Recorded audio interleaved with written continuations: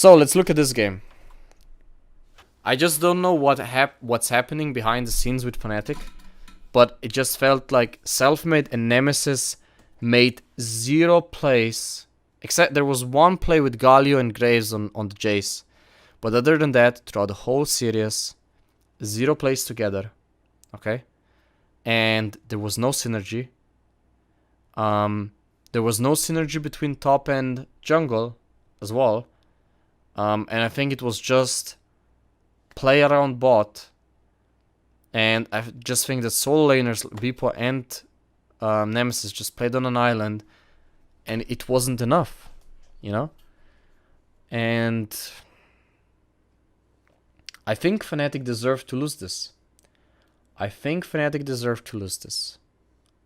think they deserved to win. I think they had, for example, in game 4, they could have won the series, but I don't think even game 1 and game 2, I think TES just played worse. And I think overall, TES showed big weakness. Like, TES played horrible themselves. They played horrible themselves, and they were lucky Fnatic gave them the wins, And the decisions, like, especially if I look at the performances, in this side, this guy's played really good. And Selfmade had like 2-3 games good performances as well. Beepo had like 1 game, this one, and then Warren was okay. And Nemesis was 0-5 in terms of performances in my eyes. Then on TES, we saw that 369 played okay. And then we have Knight, he played the most consistently good out of all of them. And then Karza, in terms of playing around the lanes, was good.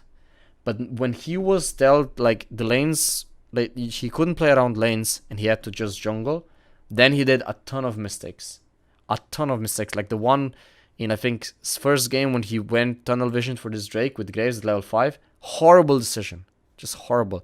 How he lost, he invaded red and lost the whole advantage early on. Horrible. Bot lane, I think Yunyanya's roams were really good, and I think the communication between support and jungle and mid is there. Okay? Even top lane's TPs were, I think, really good. But Jackie played like really shit. Like, really shit. I would really have an extensive talk with him. And I think if this team meets G2, I haven't seen Down1 yet. I'm assuming Down1 as well. If Down1 is better than G2, then I think TES doesn't have a chance to win the title. I think that, like I said, I need to see Down1 and I need to see G2. And if they show me a performance that I can be happy about, I think that TES doesn't have a chance. I personally think TES doesn't have a chance. So I actually think, like, I like the best of 5. Like, when I was first watching the 3rd, 4th, and 5th game, without analyzing it, I was really enjoying it. It was really, like, it was enjoyable to watch because it was actually happening. Now that I watched it from a perspective how good the teams are, I'm pretty disappointed, to be honest. I'm pretty disappointed. And based on the fact that it was the best of 5, I thought it was actually a better series. But when you look at closer, a lot of the decisions, now don't get me wrong, there were some good plays, but if TES, for example, would win World Championship with performances like this when they don't know how to play around Drakes, I would feel pretty sad about Season 10 then. I would feel pretty sad. So, guys, honestly, I really enjoyed reviewing these games for you guys. I think there's a lot of good information to take away. There's a lot of good information about understanding the teams, and most of the reviews I'm going to do, my takeaway will always be more on the psychological, how do the coaches tendencies and stuff like that, rather than just items, champions. I'm actually going to talk more about the humans and the players themselves, and the champions, rather than the items, the plays, because I think in a best of 5, what's important is to see how the flow went. And how the flow went was, first game, I felt TES should win the game, but they played really bad and showed it, even though they had a huge advantage early. Second game, Fnatic dominated. I think Fnatic deserved second game win, and they had a better comp by far. Okay. Then third game, Fnatic completely went just mind boom, and there was inting moments from Selfmade, inting moments from Nemesis. Beeple died 1-on-1. It's like third game was really bad and Fnatic ran it down, and TES deserved to win.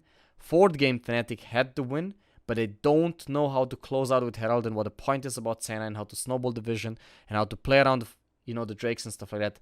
And they started trolling, in my opinion. They lost the focus. They're having too much fun. They thought the game was over. Series is over, and they weren't serious enough, and they throwed it, okay? And then fifth game, I think Fnatic just didn't have the chance, because I feel like based on the 4 games prio, their adaptation to the fifth game was really, really bad, because they gave Senna to Reckless, even though bot lane was the best performing lane, and they had to then pick carries for mid and top, and top lane performed good. Beeple performed good, but Nemesis just couldn't do anything, And then Reckless just didn't have a front line. He couldn't do damage. He couldn't get the infinitive scaling, and the enemies just destroyed them.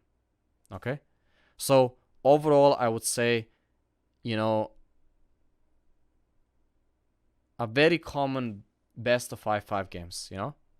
A very common how it went, and I think it was expected for TES to win game 3 because of how Fnatic plays, but I think Fnatic should have 3-1 this. If we look a step back, then I think TES should have been 1-1 after 2 games, and then the series would look completely different. If it would go normal, if I think teams would play normal. And I think, honestly, I will give a shout out to Reckless and Hylissang. They played phenomenally well. I think even Selfmade played pretty good. But I think Beepo and Nemesis, I don't remember the last Worlds that well. But they just underperformed. And I think Beepo is... I love Beepo. I love the guy. He's so smart, so good, so funny, he's critical, he wants to be the best. But I don't know what's happening with him. I hope someday I can talk with him how he's thinking, what his thought process in this moments, because a lot of times I see him in these clutch moments underperform.